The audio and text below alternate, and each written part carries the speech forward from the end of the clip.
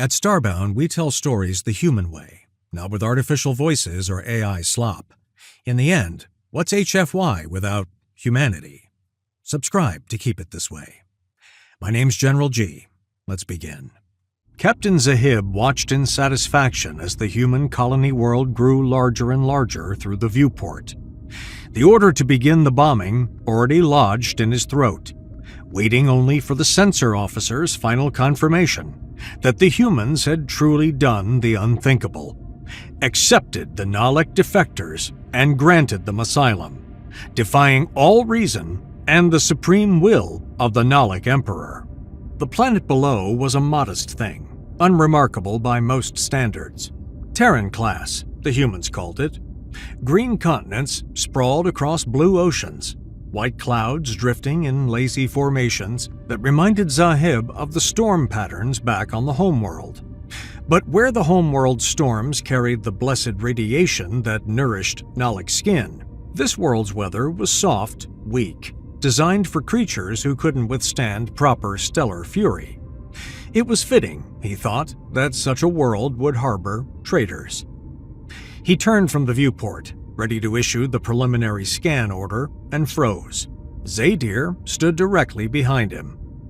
The Imperial liaison had moved without sound, without warning, and now stood less than a meter away like a cold statue carved from living flesh. Those purple eyes stared directly at Zahib's back, or rather, where his back had been moments before. The liaison hadn't even adjusted his gaze when Zahib turned.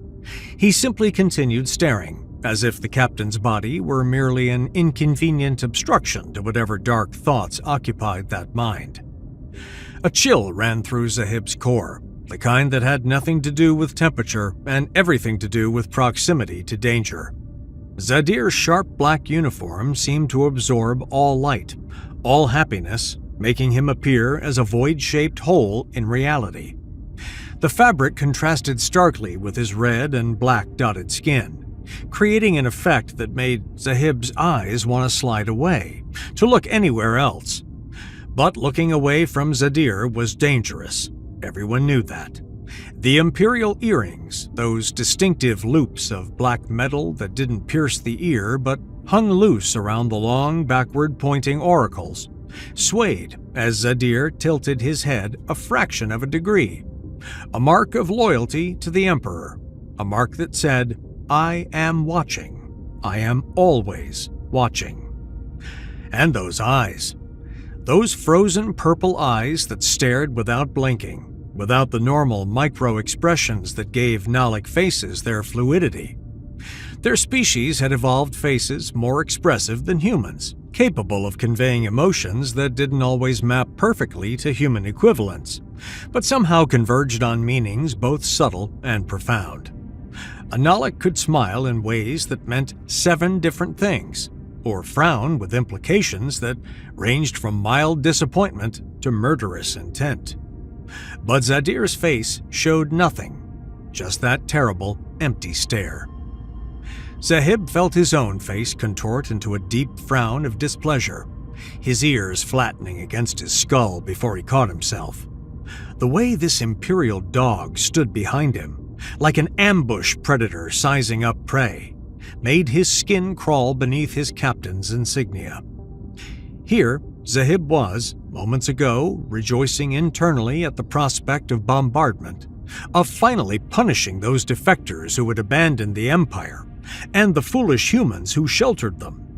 And this creature could make even that satisfaction feel hollow and dangerous. "I was just about to order the planetary scan," Zahib said, keeping his voice level despite the instinct to snarl. "We'll proceed with the bombardment once we've confirmed the defectors' locations. You can report back to the Emperor that everything is proceeding according to plan."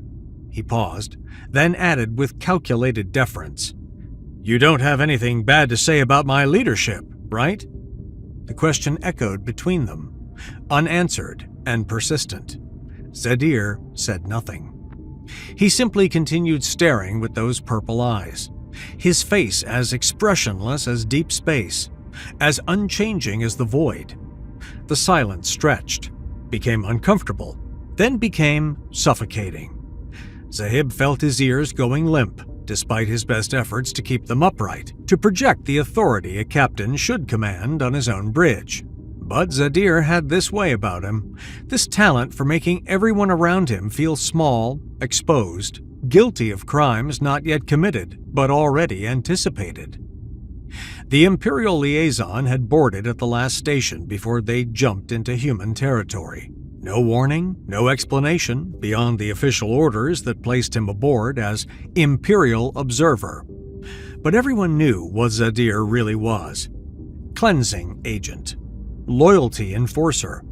The Emperor's personal knife slipped between the ribs of his own military to ensure perfect obedience. After what felt like an eternity, Zadir finally spoke. "Just do your job, Captain," he said, his voice as flat and cold as his expression, "and I'll do mine." Then he turned and left the bridge without another word, without looking back, his footsteps utterly silent despite the metal deck plating. Zahib swallowed hard, his throat suddenly dry. He stared at the bridge door as it slid shut behind Zadir's departing form, then slowly became aware of eyes on him. Not hostile eyes, worse, pitying eyes. He glanced around the bridge. The small crew, 5 stations, carefully chosen for this mission, looked away quickly when his gaze found them.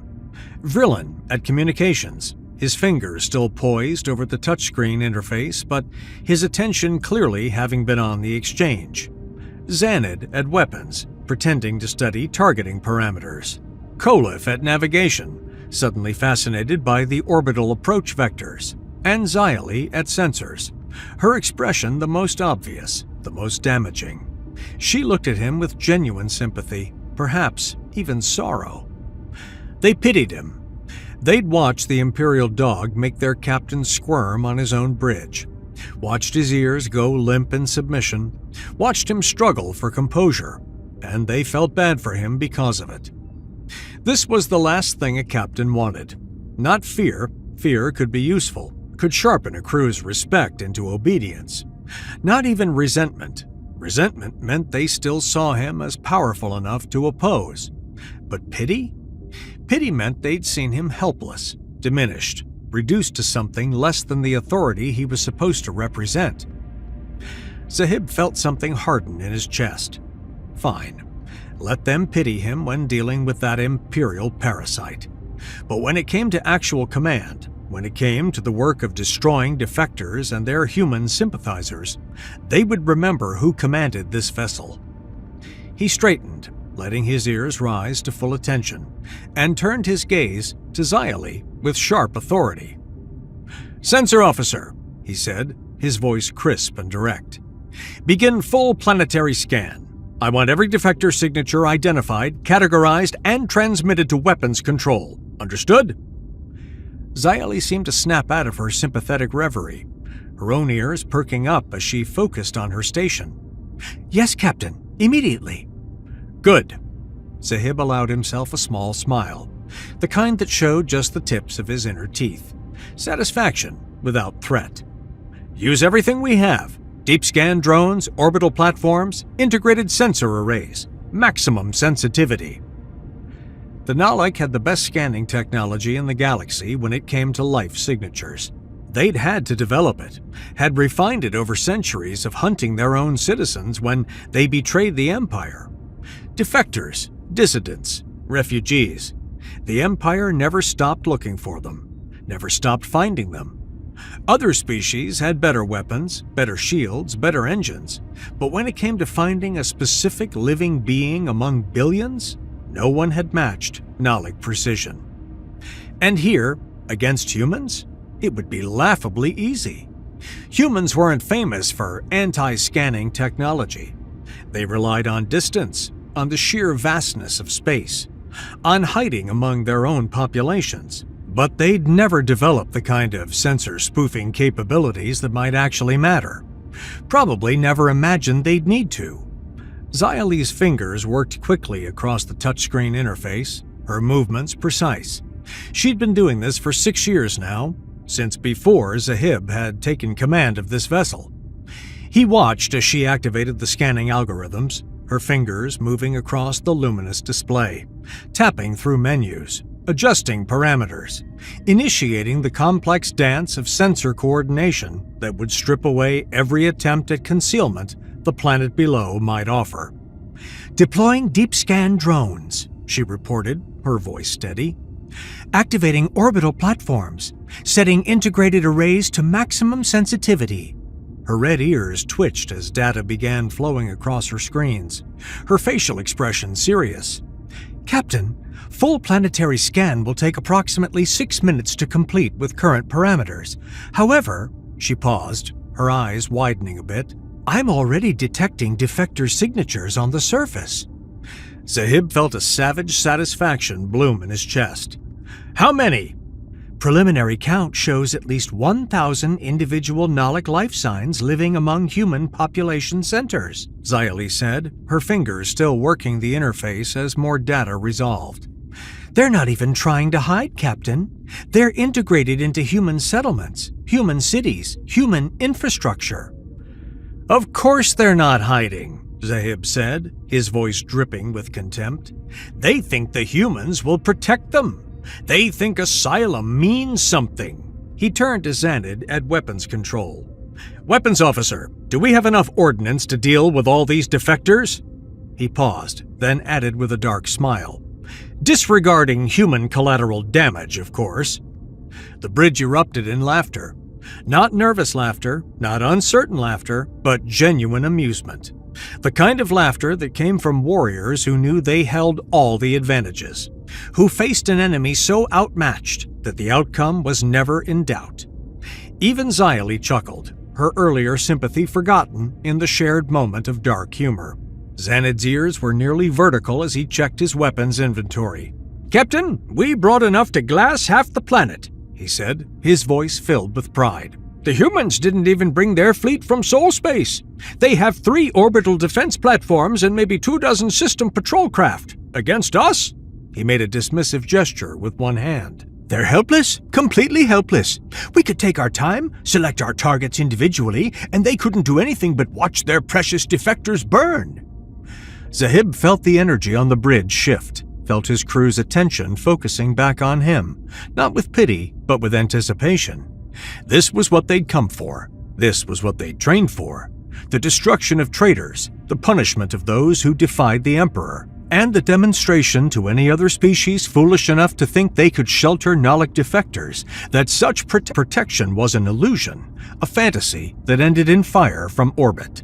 He looked around the bridge, taking in the scene. Vrillin at communications, ready to receive targeting data and coordinate the attack. Xanad at weapons, his screens already showing preliminary bombardment solutions, missile trajectories calculated and ready. Kholif at navigation, maintaining their orbital approach, adjusting their position to maximize weapons effectiveness. And Xylee at sensors, her arrays peeling back every secret the planet below thought it could keep.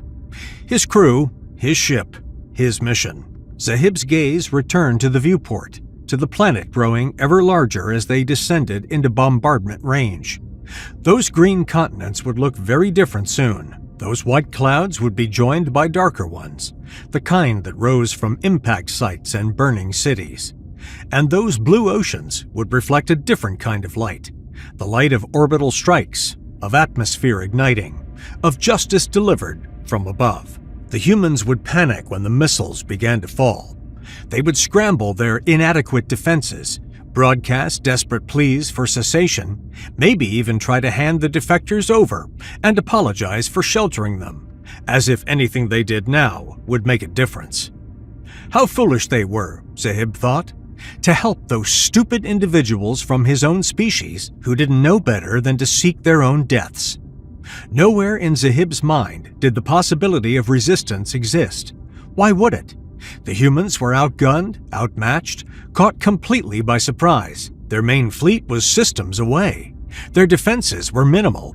Their technology was inferior in every category that mattered. In his mind, this wasn't going to be a battle.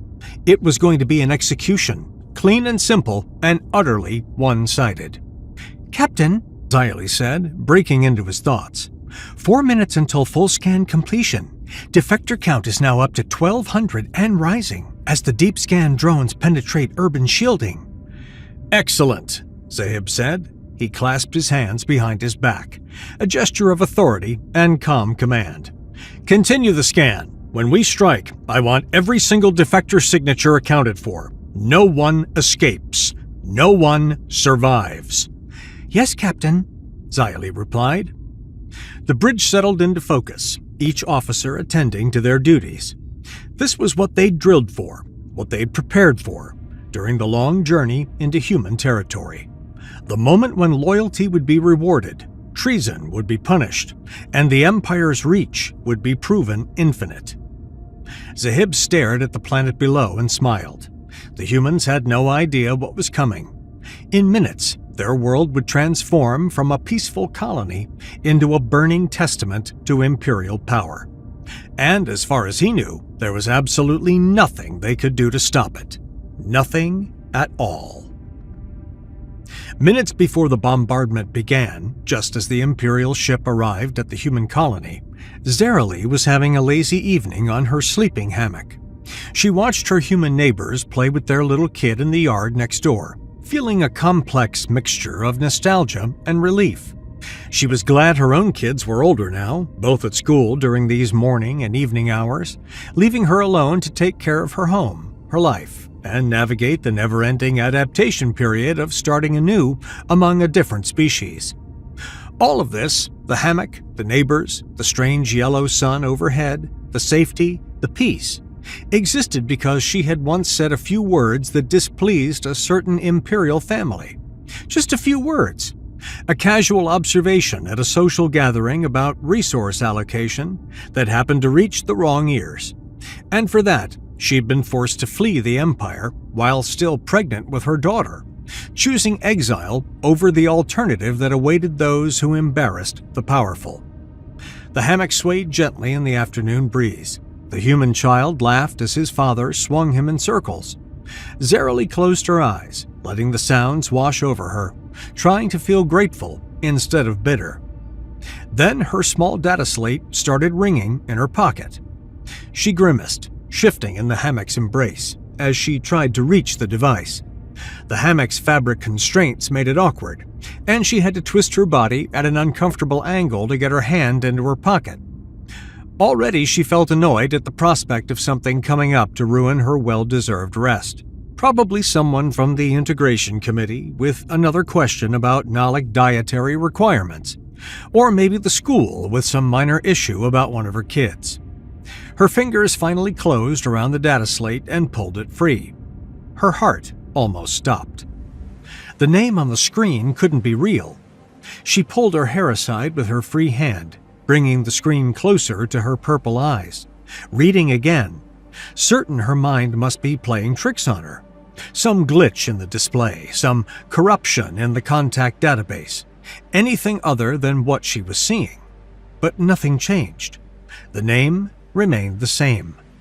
Zadir, her ex-husband, the one who had chosen his loyalty to the Empire over her, the one who had stood in their quarters that final night and told her that she'd made her choice, and now he was making his. The one who wore those imperial earrings and that black uniform, and those cold, terrible eyes that had once looked at her with something approaching warmth. Xylee's hands began to shake. She almost threw the data slate across the yard, almost broke the device in half right there in the hammock. But some instinct made her look at the message instead. Some part of her brain that still functioned, despite the shock and the sudden spike of adrenaline that made her skin feel too tight. The words on the screen resolved into a sentence. She froze. Flee. Colony bombardment in 30 minutes. Take our daughter and run. Her hands trembled so violently she nearly dropped the slate. Her mind raced, pulling up memories she'd tried to bury, knowledge she'd tried to forget. The typical Imperial reaction when they found defectors. Attack from orbit. Overwhelming force. Broadcasted in real time back to the Empire to dissuade others from doing the same. Control through fear. Make examples of the dead so the living would obey. No, no, no, no, she whispered, the words tumbling out unbidden. This can't be happening. She basically threw herself out of the hammock, her body moving before her mind fully processed what she was doing. She hit the ground hard, stumbled, caught herself against the porch railing. Her human neighbors stopped their playing and stared at her, concern evident on their faces. She ignored their gazes completely. Her mind split into two paths of action, two equally urgent imperatives that pulled her in opposite directions. Run to the school to get the kids, rush to the mayor's office to inform them of the imminent attack. Both screamed for immediate action. Both seemed like the only possible choice. The school was 6 blocks north. The mayor's office was 4 blocks east. Her children were in one direction, potential salvation in the other. Even the possibility that Zadir might be lying crossed her mind as she stood there frozen by indecision. Maybe this was a test. Maybe this was a trap. Maybe he was trying to draw her out, to make her reveal herself to... No. The data slate didn't have FTL capabilities. There was no Ansible on a device this small. No quantum entanglement communicator. Nothing that could send a message faster than light across the vast distances between stars. Which meant he had to be here in this system, probably orbiting this planet right now to send her this message. The physics didn't lie. He was here. The threat was real. She forced herself to think, to cut through the panic that wanted to drown her rational mind. A memory surfaced, a conversation months ago with John and some of the other city officials. She'd been worried, anxious about the possibility of discovery, and had asked what would happen if the Empire came looking for them. The humans had laughed, not unkindly, but with genuine amusement. John had said something about old tech, about how this colony was far from helpless. Others had mentioned defensive systems, but she'd been too embarrassed by their laughter to ask for details. Her reasoning crystallized in an instant of perfect clarity. If the humans really did have defensive capabilities, they needed to know now to activate them. The school had protocols. She'd seen the emergency procedures posted in the hallways, had attended the security briefings. The kids would be moved to bunkers automatically if an attack was detected. The school had automated systems for that, but the defense systems needed warning time. They needed to be armed and ready before the missiles started falling. Her information could save everyone, including her children. Her legs were already moving before she fully made the decision. Zarely ran. She ran like she hadn't run since fleeing the Empire, since those desperate days of escape with her unborn daughter pressing against her organs, making every breath an effort. She ran past startled pedestrians, past confused neighbors, past storefronts and gardens, and all the trappings of the peaceful life she'd built here. The minutes-long journey became a blur of motion and fear. Her lungs burned, her legs pumped, her purple eyes fixed on the path ahead, barely registering the obstacles she dodged around. Someone called her name. She didn't stop. Something fell from her pocket. She didn't care. The data slate clutched in her hand was all that mattered, its message burning in her mind like a brand. 30 minutes, maybe less now, maybe 25, maybe 20. When she finally came back to herself, to conscious awareness of her surroundings, she was already inside the government building. She had barged through the front entrance, ignored a human secretary who called after her, pushed someone of her own species aside in a corridor without even noticing whether they were male or female. Her body had operated on pure instinct, pure desperate need, while her mind remained locked in that loop of terror and calculation. Now she stood in the doorway of the mayor's office, her breath coming in ragged gasps, her heart pounding so hard she couldn't feel it in her throat. John sat behind his desk, looking up at her with surprise that quickly shifted to concern.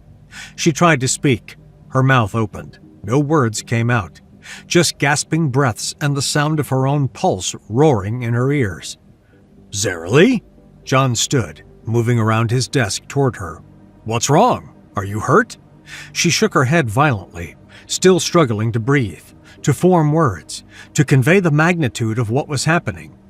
"Calm down," he said, his voice taking on that particular tone he used when dealing with crises. He'd used it before with her, during her early days here when the nightmares had been constant, and the fear of discovery had made her jump at shadows. Just breathe. Whatever it is, we can handle it. Just breathe and tell me what happened. His familiarity calmed her slightly. They'd known each other for 3 years now. He'd been the one to approve her asylum request, to help her navigate the human bureaucracy, to find housing and schools and work. She forced air into her lungs, forced her vocal cords to cooperate. "The planet," she managed. "Attack! Empire!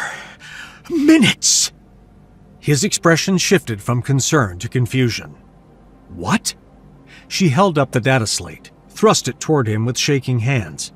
"The planet is about to be attacked by the Empire!" John's response was not what she expected. He glanced at the slate, then at her, then at his own communication device on his desk. "Huh," he said thoughtfully. "That would explain why I haven't been able to reach the governor for the past few minutes." He actually smiled, a wry expression that made her want to scream. "Well, the good news is he doesn't hate me enough to ignore me despite our political differences. I was starting to worry I'd offended him at last week's budget meeting." Zerily stared at him in disbelief. Her entire body was shaking with adrenaline and terror, and he was making jokes about political relationships?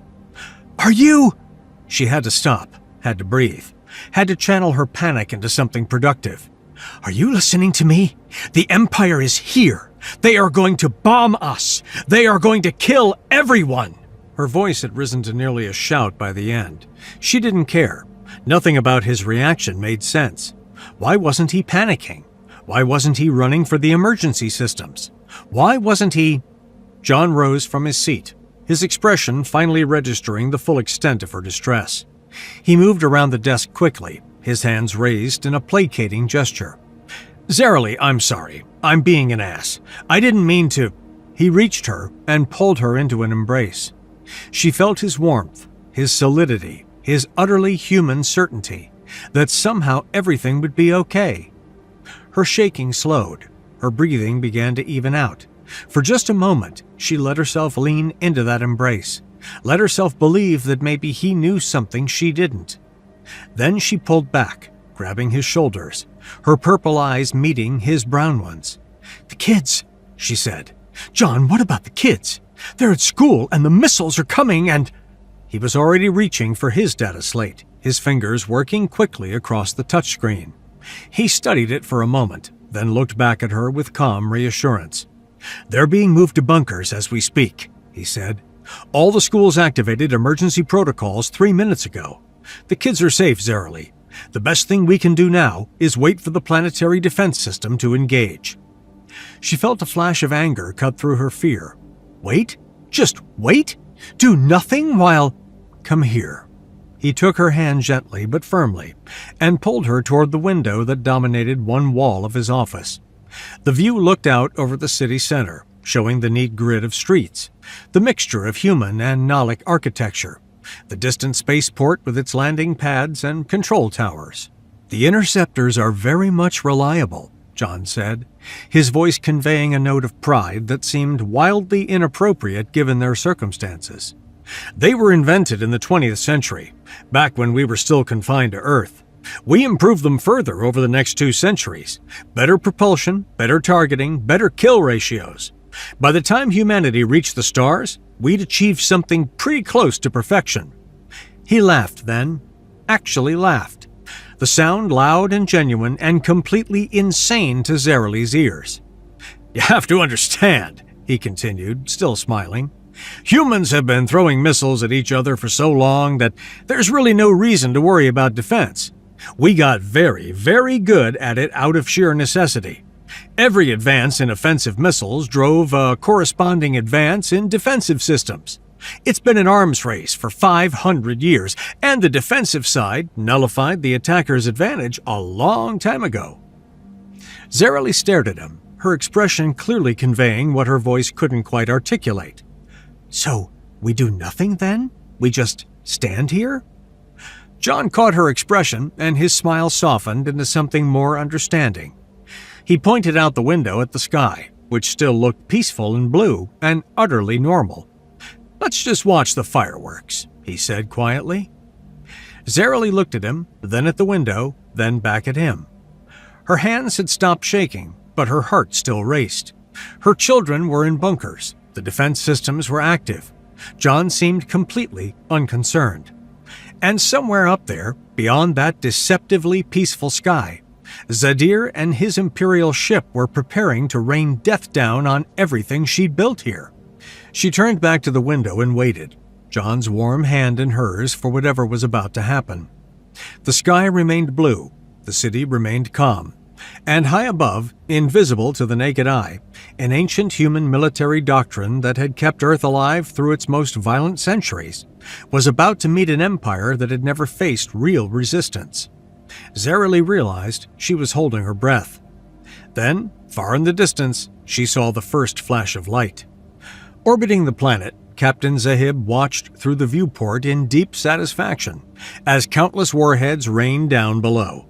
Hundreds of them, each following a calculated trajectory, screamed through the atmosphere to detonate among the cities and settlements where the defectors hid. The targeting data had been perfect. The launch sequence had been flawless.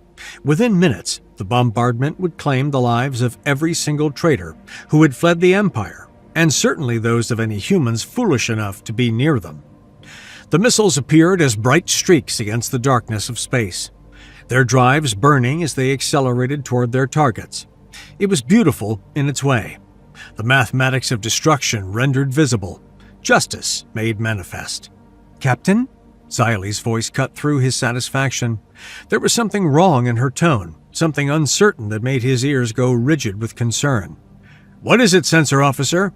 he asked, not taking his eyes from the viewport. The first warhead should be entering the upper atmosphere by now. Soon there would be flashes of light on the surface, blooms of fire that would... "Sir, something's not right." Zahib turned from the viewport and walked quickly to her station. The touchscreen display showed a tactical overview of the bombardment, hundreds of markers representing the warheads as they descended toward their targets. But even as he watched, the markers began disappearing. Not impacting, disappearing. "What am I looking at?" Zahib demanded, leaning closer to the display. "Why are the warheads vanishing before they even reach the thick part of the atmosphere?" Xylie's fingers worked across the interface, pulling up data streams, cross-referencing sensor feeds. Her ears were flat against her skull in confusion. "I don't know, Captain. The tracking shows them reaching approximately 150 kilometers altitude and then gone. No detonation signatures, no debris fields, just gone." "Is this some kind of failure in the tracking system?" Zahib felt a cold weight settling in his stomach. "The viewing interface itself? Some kind of glitch?" "Unlikely, sir." Xylie brought up a secondary display, showing raw sensor data. "I'm getting confirmation from multiple independent systems. The orbital platforms, the ship's main array, the targeting drones, they all show the same thing. The warheads are being destroyed before atmospheric entry." Zahib stared at the displays, his mind refusing to accept what he was seeing. This didn't make sense. This couldn't be happening. The humans had no fleet in the system. They had minimal orbital defenses. They were supposed to be helpless. "Captain!" Xanad spoke up from weapons control, his voice hinting disbelief. I think the humans are destroying the warheads." "That shouldn't be possible," Zahib said immediately. The rest of the crew made sounds of agreement, their ears perking up in support of their captain's assessment. "There are too many warheads. We launched kinetic impactors mixed with the standard munitions. The tracking and targeting requirements alone would be... The humans would have an extremely hard time even detecting them at all, let alone intercepting them." "Sir?" Xanad's fingers moved across his touchscreen, bringing up external camera feeds. "Look at this! Look at the feeds from the warheads themselves, moments before interception." The main viewport flickered, replaced by a split-screen display showing multiple camera angles. Zahib watched as the view from a descending warhead showed the curve of the planet below, the darkness of space above, and then a flash. Something impossibly fast intercepting the warhead. The feed cut to static. Another feed, another interception. The counter-missile appeared as barely a blur before impact. Again. Every single feed showed the same thing. Precision interception at ranges that should have been impossible according to any common sense. The bridge fell into silence as the evidence piled up before them. Successful defense. Impossible, unthinkable, but undeniable successful defense. Zahib felt panic beginning to claw at his chest. His mind raced ahead to what this meant. He would have to report his failure to Zadir, to that Imperial dog who was probably watching even now, who saw everything, who would report back to the Emperor that Captain Zahib had failed in his mission. Any prospects of promotion in the next 10 cycles would evaporate. His career would... "Captain," Xanad said quietly, "we've already fired 80% of our ordnance. 0 confirmed casualties so far." The words hit Zahib very hard. 80%. Nearly everything they'd brought. And the humans had stopped it all. Every single warhead, every kinetic impactor, everything they'd thrown at the planet had been swatted from the sky like insects. He felt something inside him break. The certainty that had sustained him, the absolute conviction that this mission would succeed, crumbled into dust. They had failed. He had failed. And now, the bridge door slid open. Zadir entered with that stone-cold face of his, those purple eyes showing nothing, revealing nothing. He moved with slow steps, crossing the bridge in absolute silence, while every eye tracked his movement. Zahib's mouth went dry. He tried to formulate words, tried to find some way to explain, to downplay the failure that was evident on every display. "Imperial Liaison, The slap came without warning. Zadir's hand caught Zahib across the face with enough force to snap his head to the side. The captain stumbled, more from shock than impact. The bridge erupted in gasps and startled exclamations. Public violence like this was unusual, even for the Imperial dogs, even for the loyalty enforcers who operated outside normal military regulations. Zahib raised his hand to his stinging face, trying to process what had just happened. And Zadir slapped him again. Same hand, same side, harder this time. "You..." Zahib started to say something, anything, but Zadir's fist drove into his belly. The captain doubled over, air exploding from his lungs, his eyes watering from the sudden pain. He tried to gasp for breath, tried to straighten up, and Zadir's foot caught him in the face. The kick broke his nose with a wet crunch. Blood sprayed across the deck plating as Zahib went down hard, his vision exploding into stars and darkness. He hit the floor on his side, curled around the pain in his gut, hot blood pouring from his shattered nose and filling his mouth with the taste of copper and failure. Through the haze of pain and shock, he was dimly aware of the crew frozen at their stations, staring in horror. No one moved to help him, no one dared. Zadir stood over him like a statue, perfectly still except for the slight rise and fall of his chest. Zahib's ears had gone completely limp, lying flat against his skull in submission and terror. Blood dripped from his face onto the deck. He'd never been so utterly humiliated, so completely broken in front of his own crew. Zadir looked down at him for a long moment, his expression still showing nothing, those purple eyes as cold and empty as the void outside. Then he turned and walked toward the bridge door, his footsteps the only sound in the shocked silence. "I will report your failure to the Emperor," Zadir said without looking back. His voice was flat, emotionless. "Count yourself lucky that you're still alive." The door slid shut behind him. Zahib lay on the deck, bleeding and broken, trying to understand what had just happened. The Imperial dog's reaction had been extreme, even by the brutal standards of the loyalty enforcers. The violence had been personal in a way that went beyond single punishment for military failure. Perhaps, Zahib thought through the fog of pain, he had severely underestimated this particular dog's loyalty to the Empire. Zarely and John stood by the window for several hours, watching the sky light up with interceptions. The flashes became almost rhythmic, a recurring glow reassuring them as human defensive systems eliminated threat after threat. John had abused his position of authority just a bit to avoid the evacuation orders, insisting that, as mayor, he needed to maintain observation of the situation. No one argued too strenuously. When the flashes finally stopped and the all-clear sounded across the city, John laughed. "It's gonna be a pain in the ass to restock those missiles," he said, shaking his head with amusement. "But, on the bright side, it'll be much easier now to get an armada assigned to this planet, and permission to deploy some bigger defensive weapons. The governor's been fighting for that authorization for years.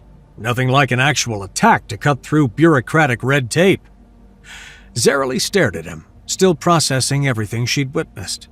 "That deadly attack was really just fireworks, just like you said." John grinned at her, squeezing her hand gently. "I told you so." Before she could respond, the office door burst open. 2 children rushed in, a human boy of about 8 with John's dark hair and easy smile, and Zarily's biological daughter of the same age, her purple eyes bright with excitement and her ears perked up in joy. "Mother!" her daughter called out. "Father!" the boys shouted at the same time. They ran toward the window, toward their parents, their voices tumbling over each other as they described the adventure of being evacuated to the bunkers, the strange sounds from above, the all-clear announcement. Zerily felt John's arm around her shoulders as she knelt down to embrace both children. Her daughter pressed against her left side, her adoptive son against her right, and John's warmth at her back. The hint of worry that had been coiled in her chest for hours began to fully unwind. She thought of Zadir's warning, of the message that had sent her running through the streets in panic. She thought of the empire she'd fled, of the life she'd left behind, of all the fear and uncertainty that had followed her across the stars. And she felt grateful, so deeply, profoundly grateful, that she had left when she had the chance, that she had found this place, these people, this family. "We're safe," she whispered, more to herself than to anyone else. John kissed the top of her head. "We're safe," he agreed. Above them, the sky was clear and blue and peaceful once more.